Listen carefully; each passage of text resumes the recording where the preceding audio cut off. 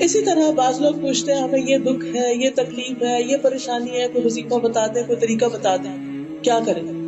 ٹھیک ہے، وظیفوں سے بھی تکلیفیں دور ہوتی ہیں، لیکن نبی صلی اللہ علیہ وسلم نے ایک بڑا ہی پریکٹیکل طریقہ بتایا ہے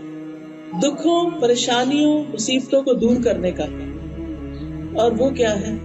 کسی دوسرے کا دکھ دور کرنا۔ نبی صلی اللہ علیہ وسلم نے فرمایا جس نے کسی مسلمان سے دنیا کے دکھوں میں سے ایک دکھ دور کیا، اللہ تعالیٰ اس سے قیامت کے دکھوں میں سے ایک دکھ دور کر دے گا۔ اور ایک اور حدیث میں آتا ہے ایک مسلمان دوسرے مسلمان کا بھائی ہے، وہ اس پہ ظلم نہیں کرتا، نہ ظلم ہونے دیتا ہے۔ جو شخص اپنے بھائی کی ضرورت پوری کرنے میں لگ جاتا ہے، اللہ اس کی ضرورت پوری کرنے میں لگ جاتا ہے۔ آپ کسی کے کام آئیں، آپ کسی کی مدد کریں، اللہ آپ کی مدد کرے گا۔ اور اس میں آپ نے کئی کہانیاں، سٹوریاں سنی ہوگی، اور اپنی ذات کے بھی آپ کے تجربے ہوں گے کہ بعض اوقات آپ نے بڑی مشکل سے کچھ پیسے جمع کیے ہوتے ہیں کہ آپ حج کر آئیں یا آپ کوئی اپنا بزنس کر لیں یا کچھ، اتنے میں کسی قریبی رشتے دار کو بہت بڑی مصیبت آ جاتی اور وہ پھنس جاتا ہے اور وہ آپ سے مدد چاہتا ہے کہ پلیز مجھے اتنے عرصے کے لیے کچھ قرضہ دے دیں، میری مدد کر دیں، اللہ آپ کا بھلا کرے۔ لیکن کوئی ٹاس مس نہیں ہوتا، آپ آگے بڑھیں اور اللہ کے بھروسے پر کر دیں مدد،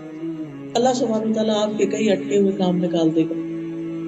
جو کسی کی ضرورت پوری کرنے میں لگ جاتا ہے، اللہ اس کی ضرورتیں پوری کرنے میں لگ جاتا ہے۔ کسی کو رائٹ چاہیے، کسی کو کوئی کام ہے، کسی کو کوئی مدد ہے، کسی کا بعض اوقات اتنی مدد ہوتی ہے کہ آپ جا رہے تھے بچے کو اسکول لینے تو آپ کی دوست کا راستے فون آ جاتا ہے میرے بچوں کو بھی لیتی آنا،